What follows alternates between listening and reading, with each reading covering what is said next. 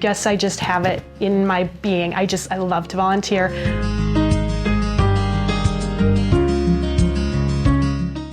A girlfriend had a child that was at Ronald McDonald, and she would always tell me how wonderful it was when they'd been at the hospital all day and they'd go back to get some sleep, and she'd walk into Ronald McDonald and she smelled the wonderful smells of food baking, and it just made her feel at home even though she wasn't close to home.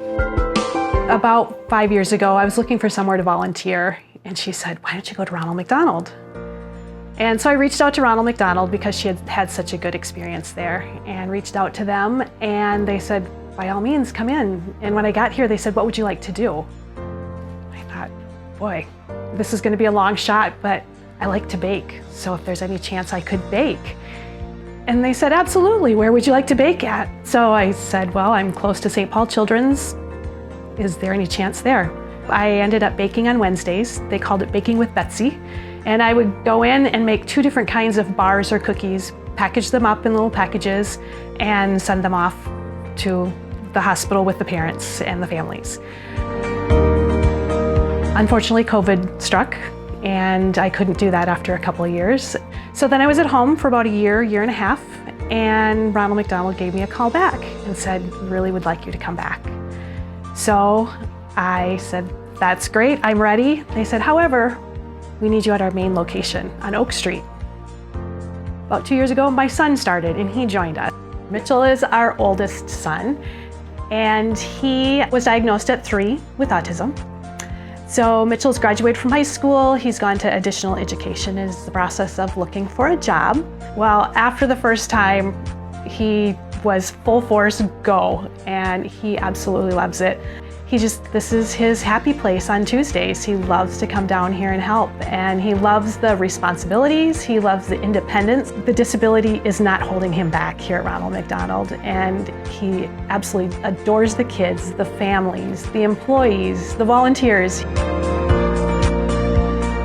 We are room refreshers, and what does it take to be a room refresher?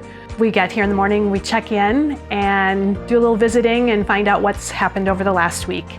And after that, there's a board in the back, and we go look at that board and see how many rooms need to be done and what needs to be done. We head down to the laundry, and we gather all of the products that we need, from towels, blankets, sheets, pillows, any bed coverings. Usually it's start from square one and get it just like you do at your own house, but you do it a little more, because you've got sick kids and we can't have germs anywhere, and we have to have everything spick and span. We want 5-star service when everyone comes to stay in these rooms.